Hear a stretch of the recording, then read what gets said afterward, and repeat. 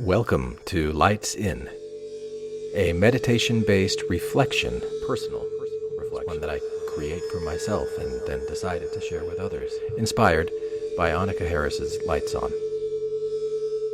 Now, I'm not a scientist, but I am deeply grateful for the questions Annaka is raising, especially her invitation to reconsider whether consciousness might be fundamental to reality itself.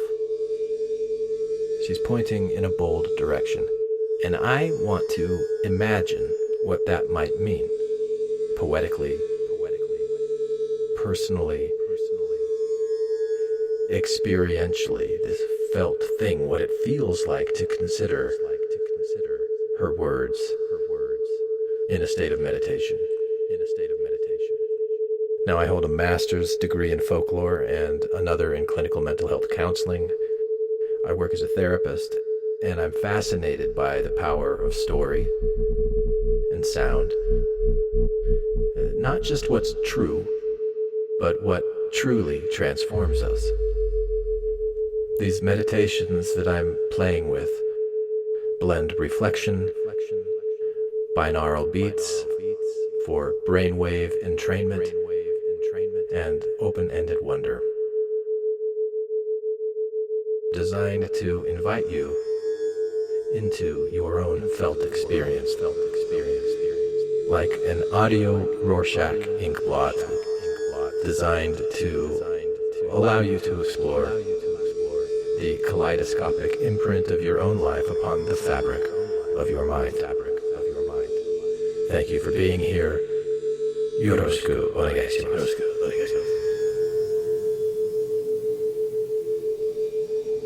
Are you ready? Let's begin. Sound is kind of like ping pong in a way, isn't it? Air molecules hit your eardrum, and your brain immediately transforms those impacts into words and meaning and feelings. Because of the carefully designed sound frequencies used in this meditation, in order to take full advantage of your brain's transformative powers, it is important that you listen using earbuds or headphones, and that the sounds you hear right now are in your left ear only. If the sounds you hear right now are not in your left ear only, change your headphones around now. Once this sound is in your left ear only, you are ready to begin to receive.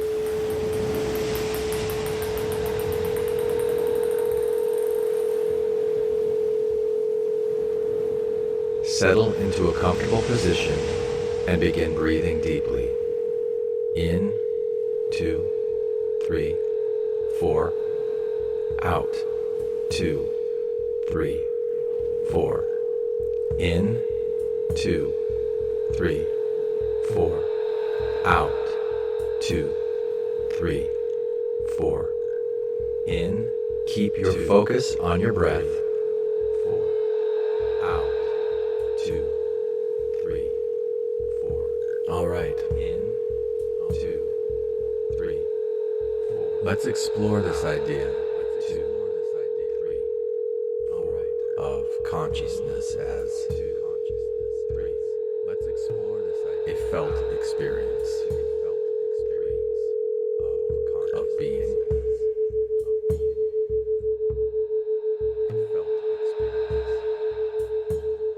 In Chapter 1 of Lights On, Annaka Harris poses two deceptively simple questions at the heart of the mystery of consciousness.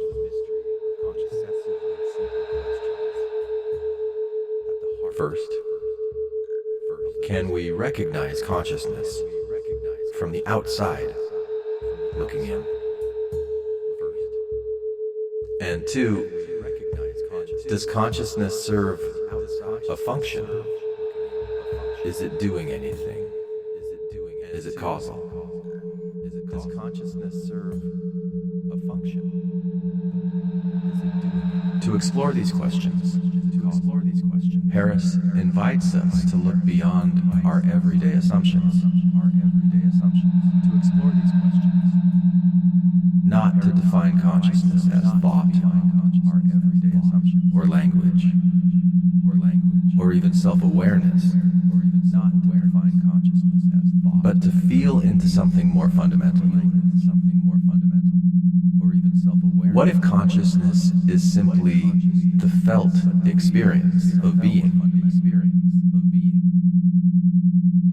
What if consciousness is simply, as philosopher Thomas Nagel famously put it, an organism is conscious if there is something it is like to be that organism. An organism is conscious. This meditation, the fire line of hearing, is an imaginative response to that question. It doesn't explain. It wonders. An imaginative response to that question. It doesn't prove. It feels. It wonders. It's an attempt to stretch awareness into the smallest parts of you. It feels. Into the living systems that create the experience you call hearing. What you're doing right now without even thinking about it. So what if, instead of skipping straight to the final moment, I hear a sound? What if we slow down? And we visit each I hear a sound step. What if we slow down? What if we imagine that sound is like a bucket of water, passed hand to hand down a fire line of tiny responders?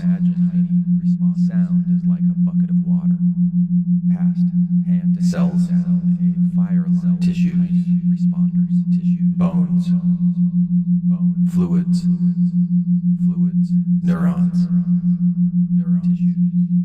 Each one receiving, transforming, and passing along an experience, a felt experience of being, each one responding not because it was told to, or because it thinks it's the right thing to do, or it was in the mood. Each one responding, but because its very structure, its very way of being,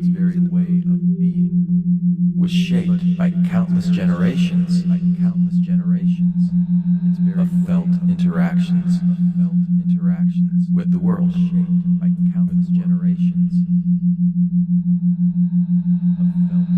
These firemen of the body don't choose to participate. They don't pause or reflect. But they respond because they've evolved this way over millions of years.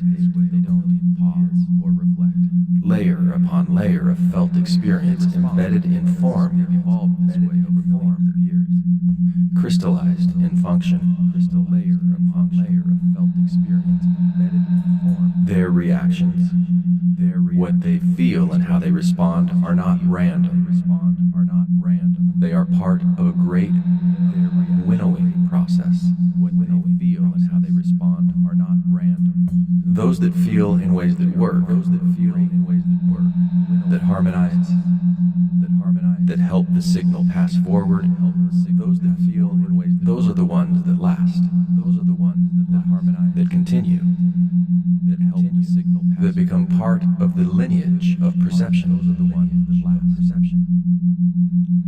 So in what follows, that become part of the, we will explore just one of these emergent systems.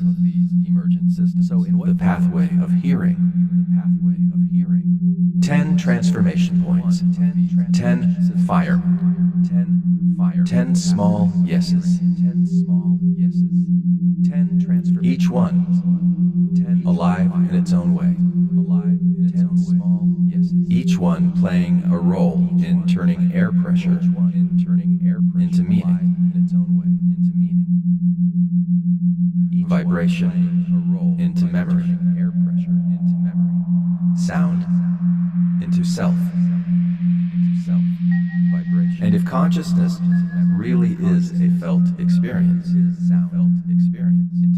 if there is something that it is like to be alive in these tiny moments, then perhaps we don't have to look for consciousness only at the end of the line.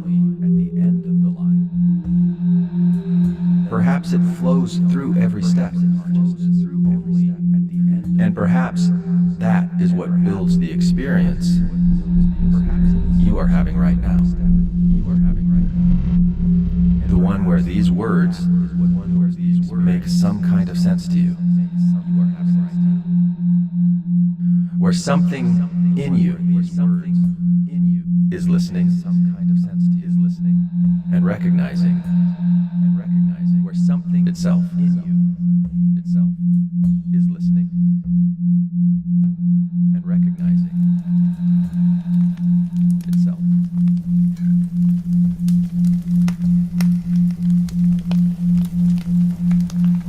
Imagine there's a fire. A real one.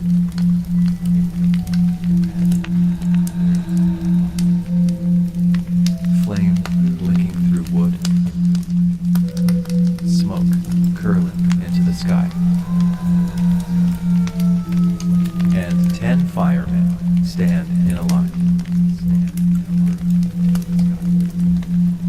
Each one passing a bucket of water, hand to hand, from the well to the flame.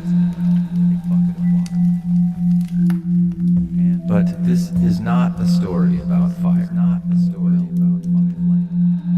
And these are not human firemen. But this is not a story about fire. These are living parts of you. And these are not human firemen. The ones who work in silence. Who have been practicing their movements for millions of years. The ones who work in silence. You never see them. You never thank them. But they're there. Right now. Passing something. From one to the next. Except, here's the trick. They're not passing the same bucket. And it's not the same water. Each time the bucket is handed off, it is changed by the shape of the hand, by the weight it is carrying, by the temperature of what's inside. And the ones passing the bucket, by the temperature, they don't have time to wonder. They don't stop to think. They feel the change. And their whole purpose is to respond, to move it forward, to keep it flowing. They are alive. And even though they're not aware the way you are, their feeling is real. And even though they're not, it is what makes your awareness possible. Their feeling is real. This is the story of how you hear. It is what makes your awareness possible. Of how a ripple in the air becomes a word. This is the story of a memory, a feeling in your chest, a word. And it starts, as all good stories do, with a whisper.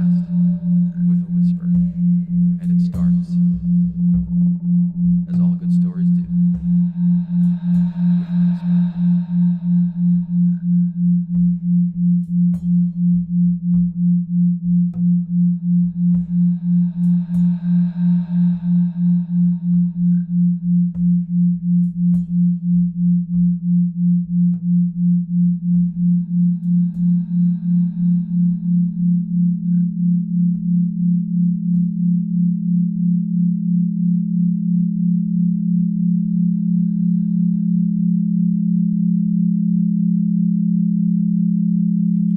Fireman 1. The ripple in the air. He's not a person. He does not have skin or breathe a name. He is just a molecule. A puff of nitrogen, maybe. Or a pair of bonded oxygen atoms. Floating. Bouncing. Part of the great sky body you live in. And he feels it. A shift in pressure. A sudden pull. Something nearby has moved quickly, sharply. And it has shoved the air. Something nearby has moved quickly. He does not know what made it. But it moves him. And when he bumps into his neighbor moves too. And she bumps into hers, and just like that, a ripple begins. And she bumps into hers. Not just like that. Not a sound yet, just a wave of pushes and pulls. Molecules jostling each other in a kind of invisible dance. And the wave travels. It travels fast. Faster than you can blink. And the wave travels. But none of them are going anywhere. Really, they just pass the energy on. But none of them are going anywhere. Each one feeling a little nudge. They just nudge. And nudging the next. Their job is simple. Feel the bump. And nudging the next. Pass it on. Their job is simple. Not with thought. But with the way they were made to move. Pass it on. Some of these air molecules will be in your lungs tomorrow. Some have circled the earth 10,000 times. They live for years. But this moment, this push, this part of their life lasts only a fraction of a second. And in that tiny blink of time, they are the first ones to carry the message. They don't know how they're helping you hear. They don't know what hearing is. But they know how to move when moved. And that's all it takes.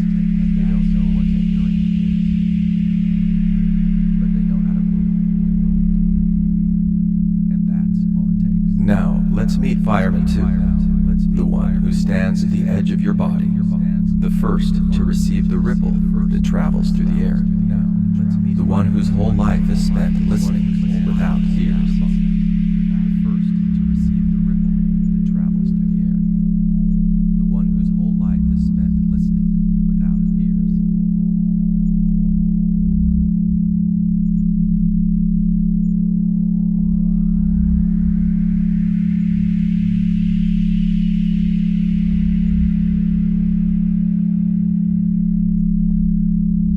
Fireman 2, the living skin that listens, aka your tympanic membrane or eardrum. Now the ripple has traveled. A soft push, a tremble in the wind, and it arrives at a boundary, the place where you begin. Fireman 2 is stationed right at that threshold. She is not just one person. She is a whole community of tiny lives, woven together into a living drumhead, a skin made for listening. She has no brain.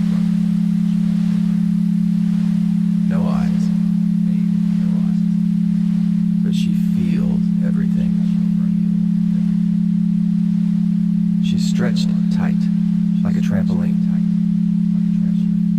anchored at the edges, tuned over generations to vibrate just right. When the wave touches her, when the pattern of pushes and pulls reaches her surface, she doesn't ask what it is. She doesn't need to. She just moves. She trembles in the shape of the wave. Not randomly. Exactly. As if she was waiting for this rhythm. This moment. Inside her, millions of living cells respond. Some are on the outer edge, exposed to the world. They feel the ripple first. They pass the movement inward. Others, deep in the middle, made of fibers and threads, feel the tension. They tighten. They yield. Still others live on the warm, wet side. The inside of your ear.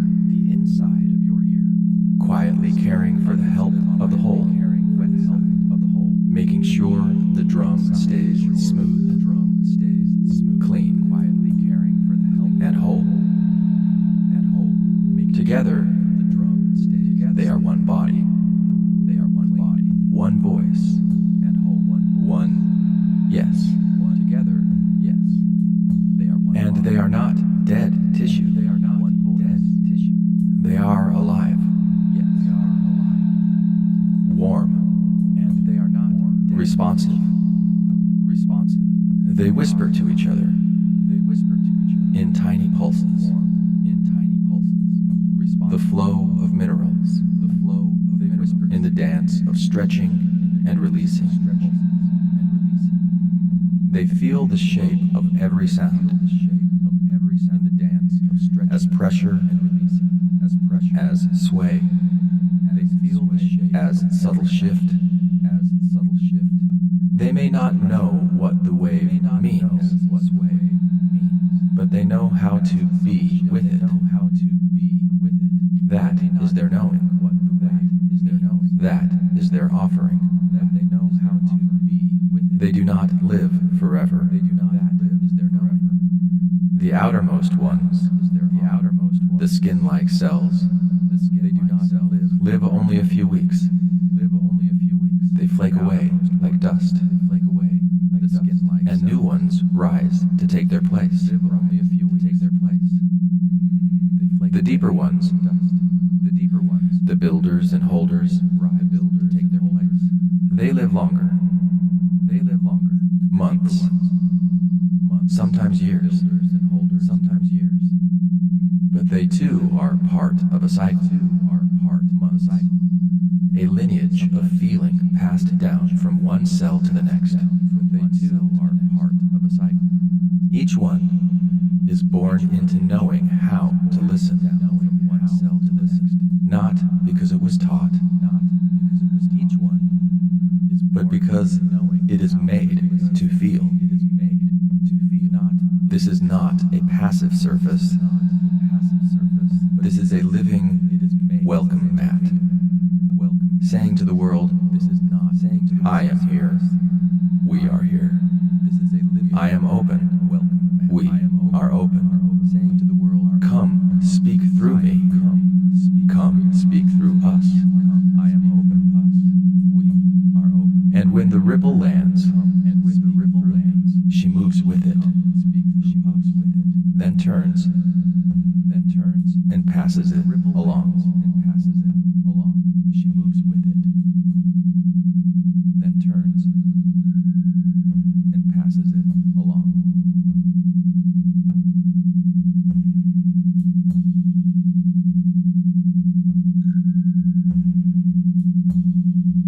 And with it we move forward.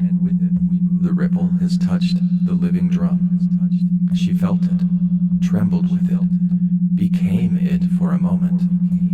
And now she turns to the next in line, one who is older than language, older than breath, one whose body remembers a time before hearing even had a name. Older than breath, one whose body remembers a time before hearing even had a name.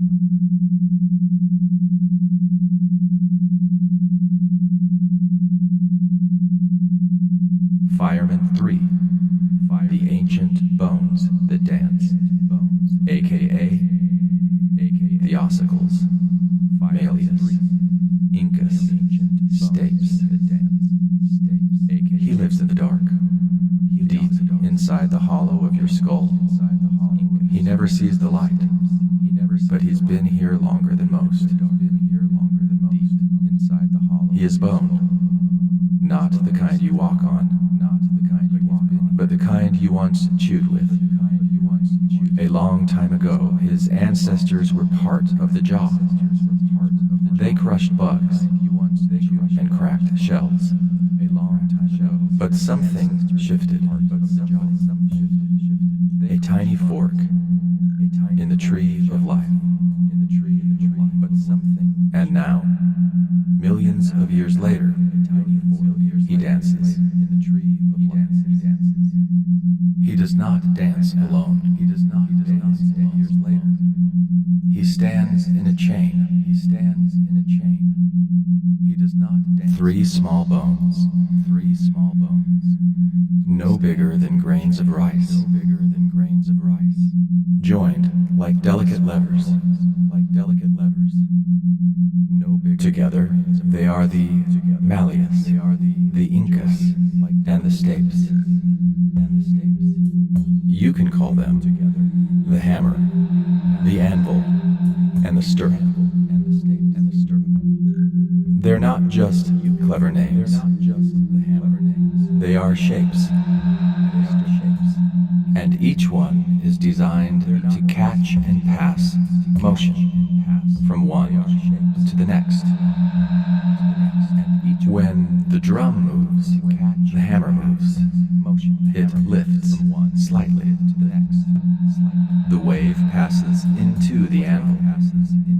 A solid feeling, a grounding.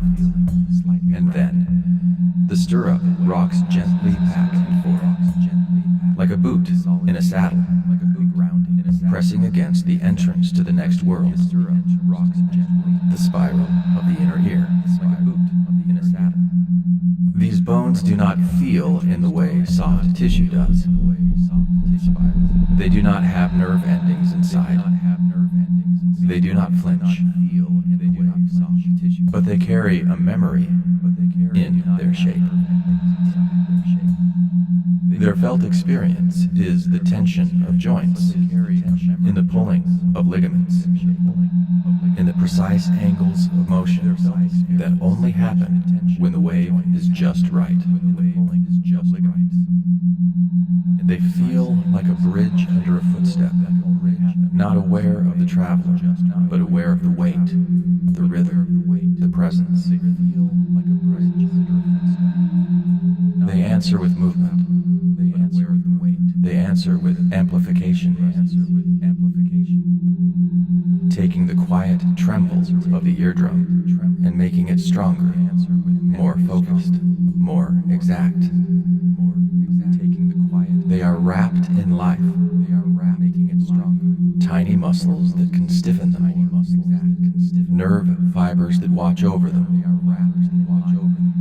Their surface is lined with living cells that keep them clean and smooth, bathed in fluid, protected from corrosion. But the bones themselves, they last a lifetime. Once formed, they are among the most stable parts of you. And yet, they are always moving, always responding. They are among the most always passing on what they receive, without changing its shape, but shaping its power. They do not ask what the wave means. They simply say, "Let me carry this for you. Let me make it strong." And with a gentle press, they send it onward into the next fireman's waiting hands. And with a gentle press, they send it onward into the next fireman. The wave has grown stronger now, shaped and amplified by ancient bone. And now it reaches the next figure in the line. One of the most mysterious, intricate, and fluid-filled beings in the entire body. The wave no longer travels through air or bone. Now, it enters water. The wave no longer travels through air or bone. Fireman 4, the spiral that sings in water. AKA the cochlea and the basilar membrane. She is a spiral, curled like a seashell, tucked deep inside your skull.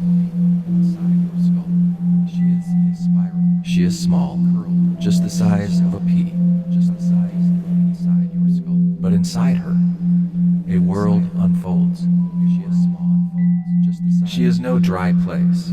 She is filled with fluid, warm, salt-rich, humming with motion. Her walls shimmer with life. She is not hollow. She is alive. And every drop inside her can feel. The stirrup, the final bone, presses on a small window at her base. Not hard, not fast, just enough. And that gentle push sends a ripple through her waters. This is not like the ripple in air.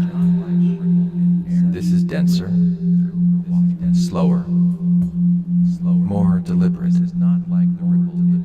The energy becomes a wave and fluid, curling through the spiral's winding path. And as it moves, it brushes against something soft but tuned. The basilar membrane. Imagine a ribbon stretched along the length of the spiral.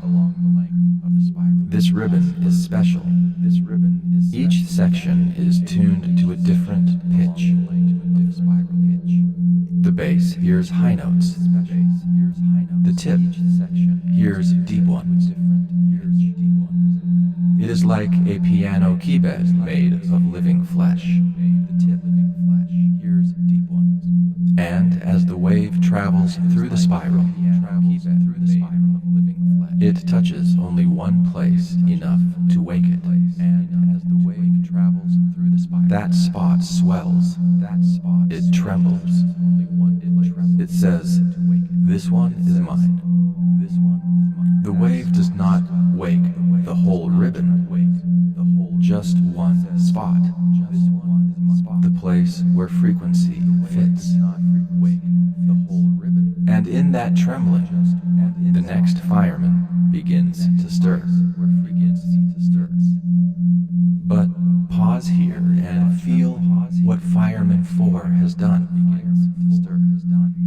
She has taken a wave from the air, carried by bone, and transformed it into a wave in water.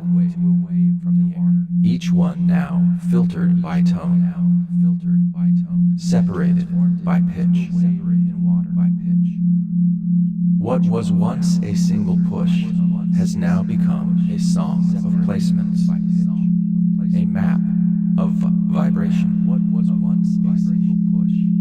drawn across her spiral body. She does not know the sound. She does not know the word. but she knows where the wave belongs. She does not know the sound, and that knowing shapes what comes next. But she knows where the wave. Her body is made of many cells, and that knowing thousands of supporting fibers, living in the basilar ribbon, woven with blood vessels and nerves. They do not have long lives. Some live only days, others weeks. They do not have long lives. But like coral reefs or forests, it's not the age of the parts. It's the pattern of their togetherness that makes her whole. She is old in design. The cochlea evolved more than 300 million years ago. Yet, here she is, still listening, still sorting sound by pitch and place. She does not pass the bucket. She passes the pattern, the next wave, the focused tremble that will awaken the next to feel. And now, the water sings, and the hairs begin to move. And now, the water sings, and the hairs begin to move.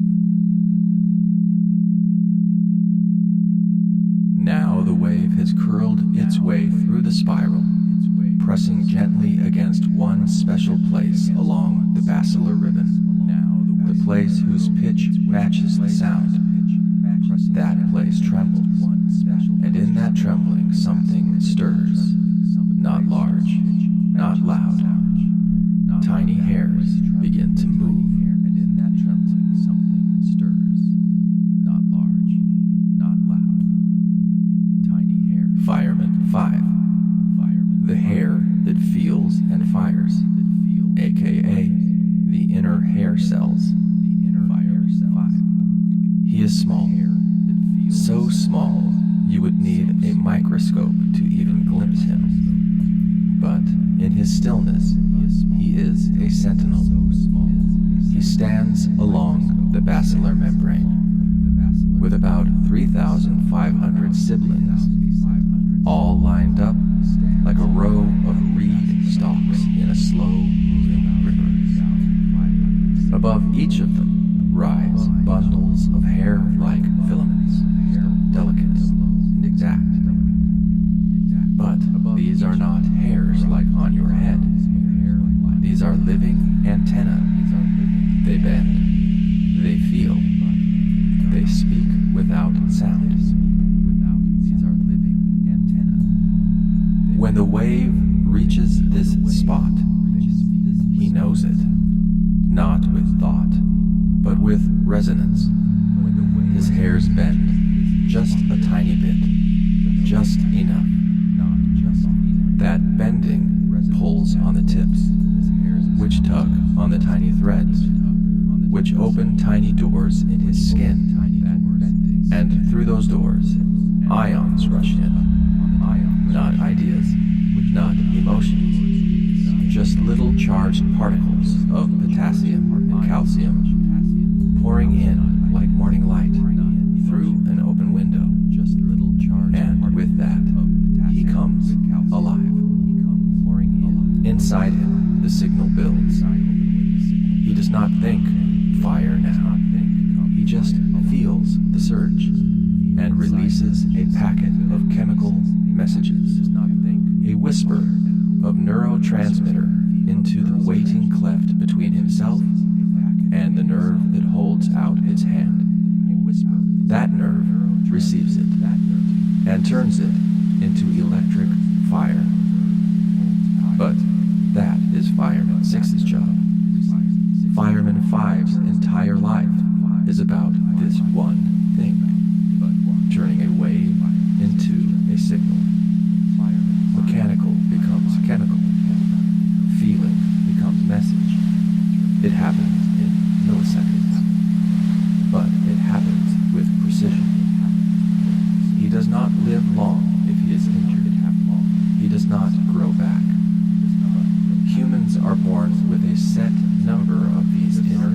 cells, and they do not regenerate. He is vulnerable to loud sounds, to illness, to time.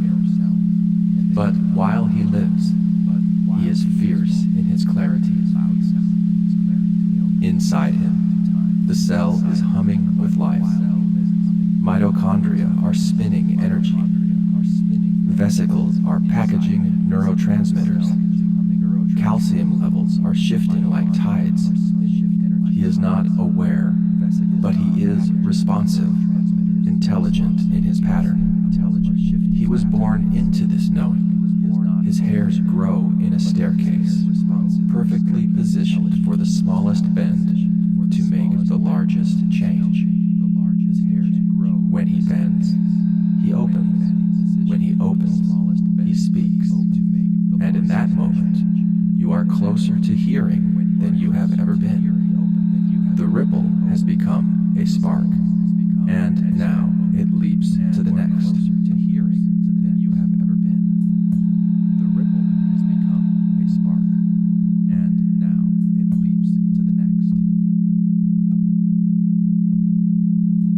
The wave has touched the hair.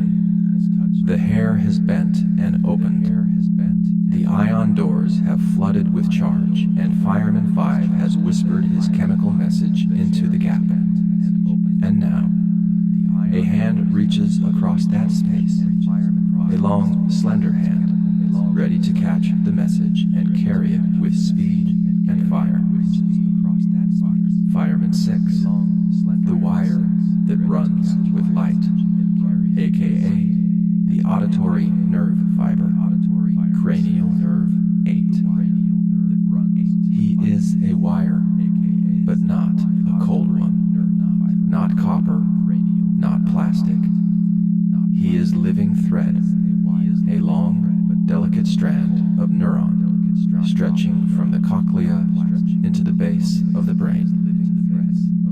When the neurotransmitter touches his waiting receptors, something begins.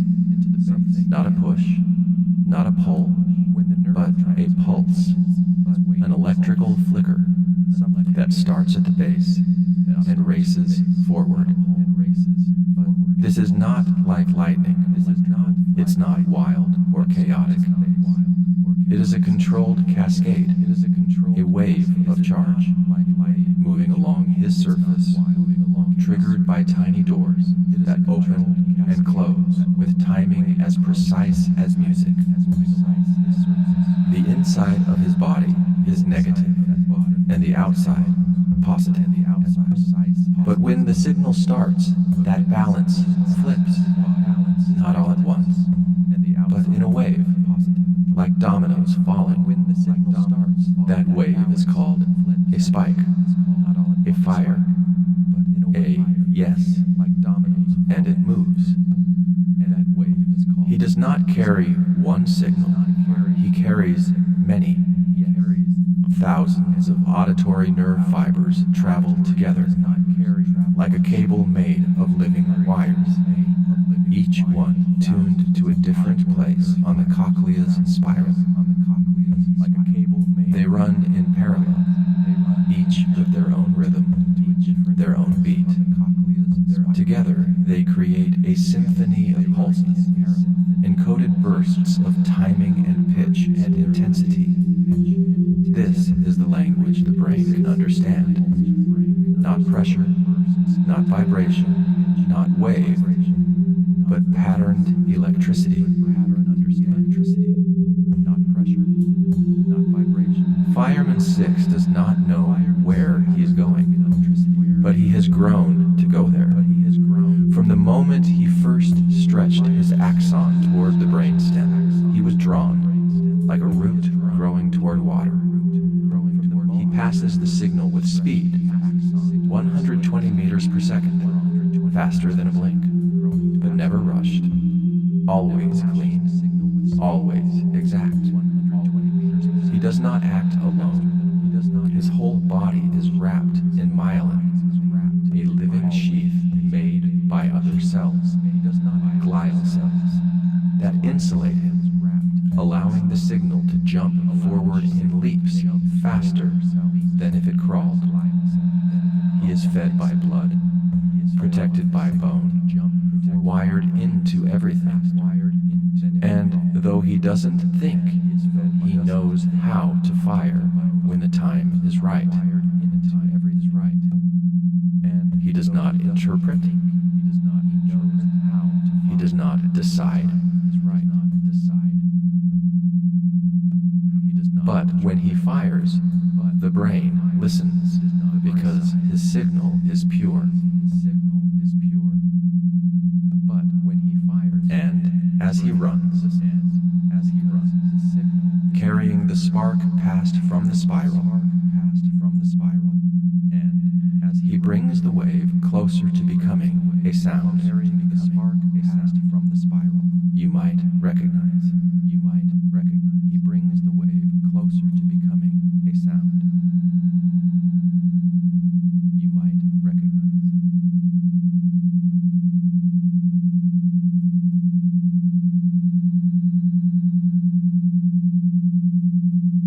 The signal has leapt into the living wire, a spark, a pattern, a rapid-fire rhythm. It travels fast, with purpose, toward the base of the brain where things begin to be noticed, compared, shaped into pattern.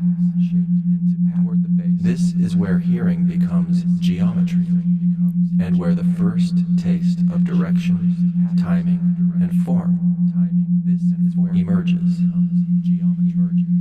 And where the first taste of direction. Fireman 7. The first place patterns begin.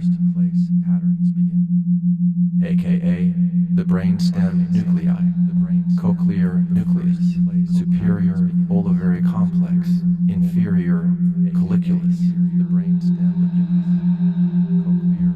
He is not one figure. He is a small village tucked into the base of your brain. Ancient, quiet, and deeply rooted. He's been here longer than language, longer than thinking, longer than self. He does not feel like thought. He feels like mapping, like the first moment a spark of something starts to take shape. He feels like mapping. The signal from the auditory nerve enters this place like a braid of light. Many strands pulsing at once. Fireman 7 listens not to each strand alone, but to the space between them. He notices. When did this one fire? How loud was it? Did the left side fire before the right? Was this higher? Lower? Faster? Softer? He compares. He triangulates. He starts to build a picture, made not of lines, but of timing. This is where sound starts to get its place. It's where. It's when. Its texture. One part of him, the cochlear nucleus, receives the raw signals like a sorting house. It directs them forward, with slight shifts, dividing the pulses based on frequency and timing. Another part, the superior olivary complex, feels the delay between left and right. If one side heard it just a little earlier, he knows where the sound came from, not by thinking, but by feeling symmetry break. Another part, the inferior colliculus, begins to integrate this pattern. He builds a map, not just of one sound, but of how sounds are changing over time. You don't know it yet, But this is where you begin to turn your head. This is where you know that came from behind me. Inside these structures, millions of neurons fire together, like a woven forest of lightning bugs. Some of these cells are fast and sharp, built for precision. Others are slower, blending pulses into shapes that last. Their connections grow through experience. They listen from the moment you are born, shaped by your language, your environment, even by the music your mother played while you were in the womb.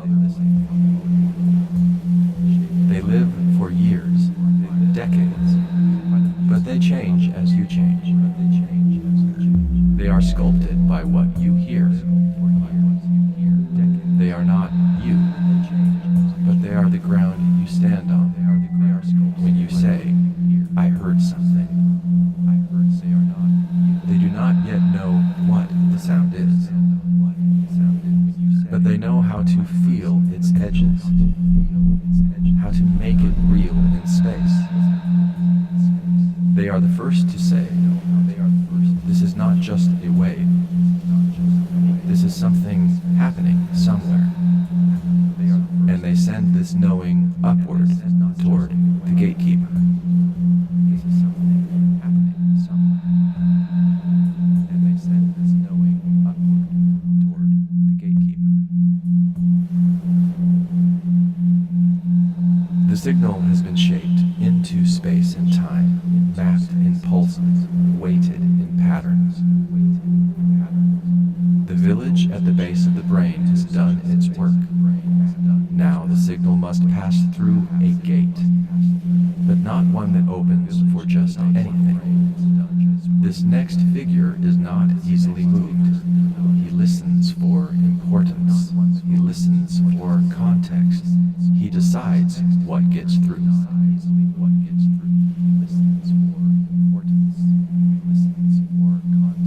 Fireman 8, the gate that feels what matters, aka the thalamus.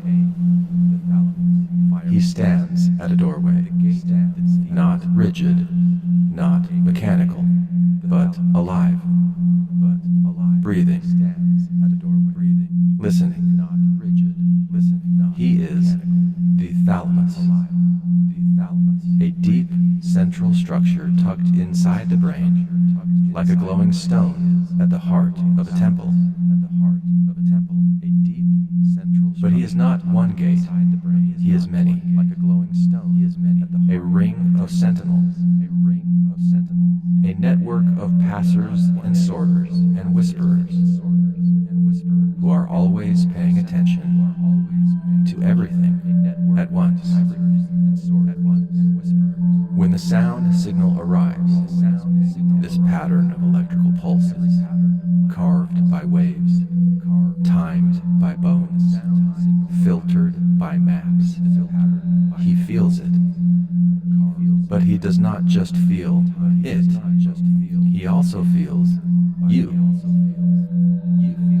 Are you asleep? Are you alert? Are you dreaming? Are you in danger? He listens to your state and to the signal. And only when the two match in meaning, when the signal matters, he opens. And only when the two match. The part of him dedicated to sound is called the medial geniculate nucleus. But that name is just a label. What he really is a relay with wisdom. He does not create meaning, but he passes on what is meaningful. And in doing so, he shapes what becomes conscious. If he stays closed, you never know the sound was there. If he opens, the sound steps into your world. His body is made of neurons, like the others, but more connected. He is richly networked with the cortex, sending signals upward and receiving feedback downward. He and the cortex are in conversation, always, a loop, a circuit of rhythm. He is modulated by attention, by emotion, by memory. Not only because he feels those things, but because he has been shaped by them. Inside him, the neurons pulse like gates. Some fire quickly, some are timed to your heartbeat. Some respond only if the signal is strong and expected. He is a filter, but also a resonator. When the signal matches the body's need, he rings like a bell and sends the pattern forward, pure and ready. He does not think, but he knows. He knows what to let in. He opens and the sound continues. Now etched with meaning, not yet known, but invited. And he passes it upward into the folds of knowing. And he passes it upward into the folds of knowing.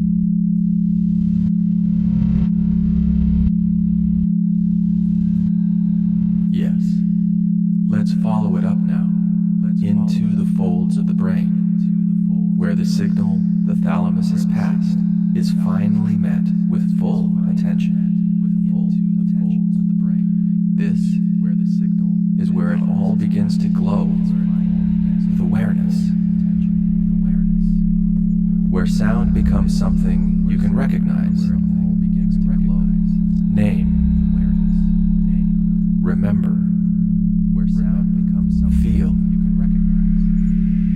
Here, the spark enters the wide open field, the place where hearing becomes experience.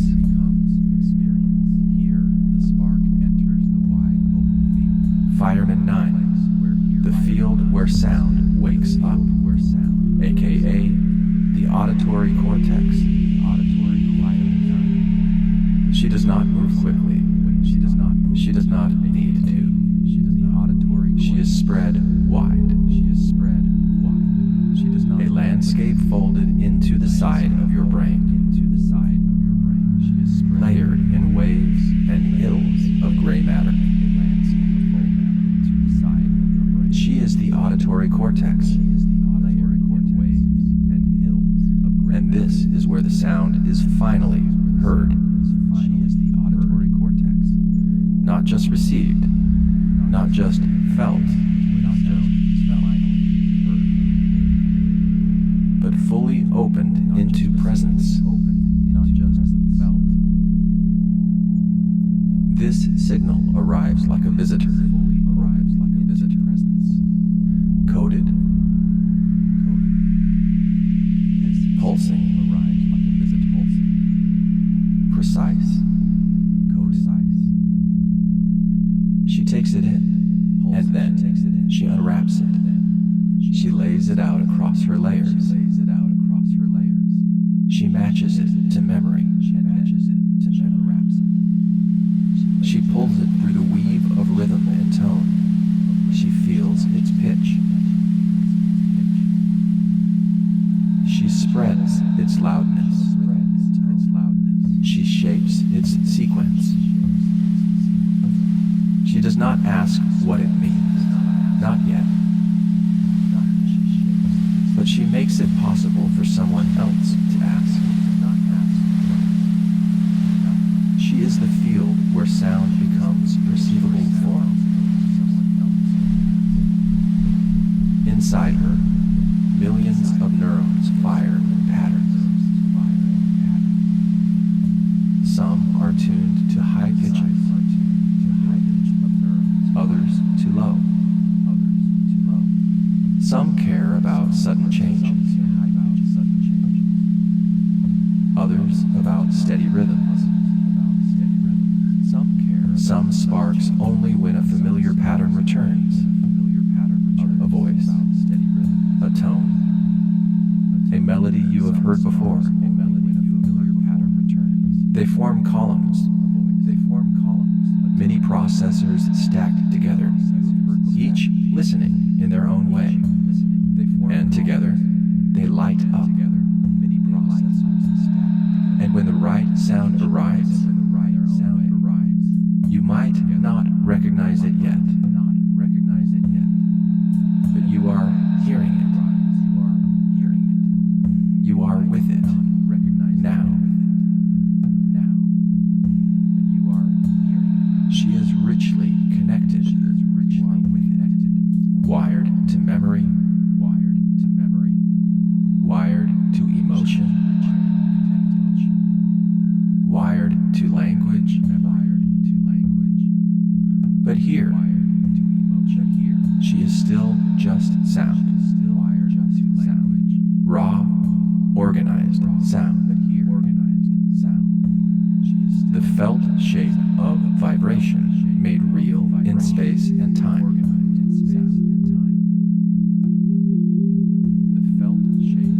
Made real in time and space. If the thalamus is the gate, she is the garden. She takes what has passed through and lets it bloom.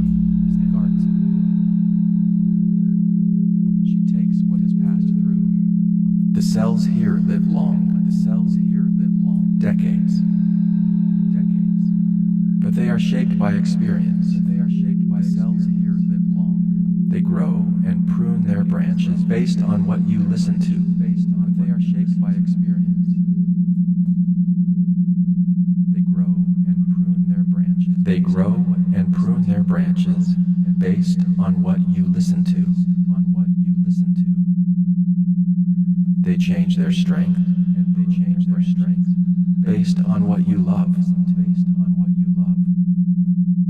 What you fear. They change their strength. What you repeat. They are not static. They are learning all the time. Not by thinking. They are not static, but by feeling what returns. And shaping themselves to meet it better. When you hear music, it begins here. When you hear someone say your name, it begins here. She is not the one who names it. She is not the one who feels joy or sorrow. But she gives you the sound itself, made real. Held long enough for someone else to turn it into meaning. And so, she passes the glow onward.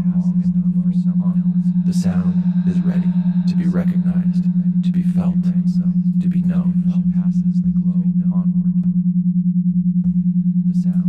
One more step, one more transformation. The signal has traveled from ripple to vibration, from bone to fluid, from spark to pattern, from field to presence. And now, it crosses the final threshold into the place where sound becomes you. Where you say, I know that voice. I remember that song. That word makes me feel something. Now we meet the one who knows.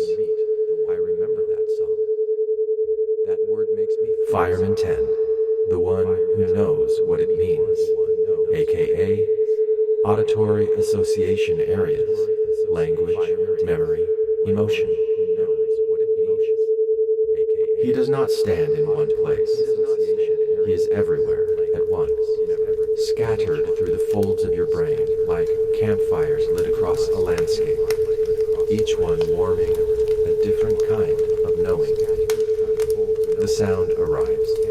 fresh from the auditory cortex, still shaped like rhythm, still glowing with tone, but now it is ready to become more. One campfire is Wernick's area.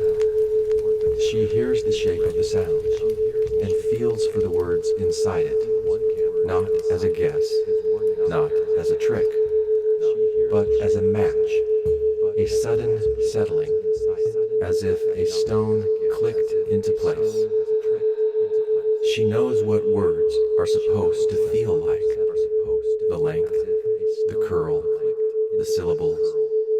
She listens for that feeling, and when it comes, she lets the word rise. Another fire burns in the frontal cortex. He receives the sound and begins to prepare your response. Do you speak back? Do you turn your head? Do you stay silent? He holds the thread between sound and action. And down deeper, warmer fires glow in the limbic system, the amygdala, the hippocampus. They do not hear words. They do not need to. They feel the tone, the memory, the emotion tucked inside the sound. Is it familiar? Is it safe? Does it hurt? They know how sound feels inside the body, even before you know you've reacted. This is the final pass in the fire line. Here, the sound becomes meaning. Here, the pattern becomes personal. You recognize the voice. You understand the joke. You feel the ache in the song. The neurons here do not just fire. They light up with experience, with memory, with identity. Some of them will remember this moment. They will grow tiny branches tonight while you sleep, marking that this sound mattered, that it touched you, that it changed you. These cells live a long time, but they're always changing, shaped by what you hear, by what you pay attention to, by what you care about. They are your keepers of story, the ones who say, I've heard this before, I know what it means, this is part of who I am. And when they light up, you do not just hear, you understand, you feel, you respond. The fire line is complete, from molecule to meaning, from air to awareness. Not one part knew the whole. Not one step was enough. But together, through 1,000 tiny felt responses, by living things who do not think but know how to be moved, you are given the simple, extraordinary gift of hearing.